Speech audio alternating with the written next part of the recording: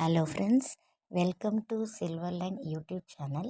நேற்று ஈவினிங் நம்ம வீட்டில் பண்ண வெள்ளை காராமணி சுண்டல் தான் இது. ஸோ இது ரொம்ப நம்மளுக்கு ஹெல்த்தியானது. பாருங்கள், இது எவ்வளோ சூடாக எவ்வளோ பார்க்கவே எம்மியாக இருக்குது. அண்டு இன்றைக்கி மார்னிங் என்ன லஞ்சுன்னு பார்த்தீங்கன்னாக்கா பீட்ரூட் பொரியல் பண்ணியிருக்கேன். பாருங்கள், கடுகு, உளுத்தம்பருப்பு, கடலைப்பருப்பு எல்லாம் பொரிஞ்சோன்னே வெங்காயம் வதக்கிட்டு பீட்ரூட்டை நல்லா தோல் சீவிட்டு இந்த மாதிரி அதை சீவி வச்சுருக்கோம். காய் கட் பண்ணலை குட்டி குட்டியாக. அதுக்கப்புறம் 2 பச்சை மிளகா காரத்துக்கு உப்பு போட்டு கொத்தமல்லி கருவேப்பிலை போட்டு அதை நம்ம தண்ணிலாம் ஊற்றக்கூடாது, அதுவே ஈஸியாக வெந்துடும். அதுக்கப்புறமா கத்திரிக்காய், அந்த முள்ளங்கி, மாங்காய், சின்ன வெங்காயம், தக்காளியெல்லாம் போட்டு ஒரு சாம்பார் வச்சுருக்கேன். இந்த கத்திரிக்காய் வந்து பச்சை கத்திரிக்காய் தான். பாருங்கள், பொரியல் ரெடி ஆகிடுச்சி. அதுக்கப்புறம் சாம்பாருக்கு பருப்பு வேக வச்சுருக்கேன். இந்த பக்கம் சாதம் சூடாக இருக்குது, அதுவும் ரெடி ஆகிடுச்சி.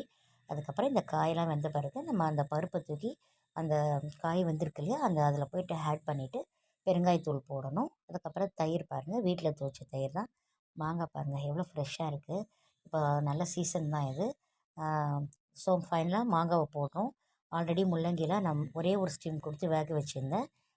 மாங்காய் வந்து சீக்கிரமே அது பாயில் ஆகிடும். அதனால் அதை இறக்கும்போது தான் நான் போட்டிருக்கேன். கொத்தமல்லி போட்டிருக்கேன். தாளிக்கிறதுக்கு கடுகு, வெந்தயம், சீரகம் போட்டிருக்கேன். Thanks for watching.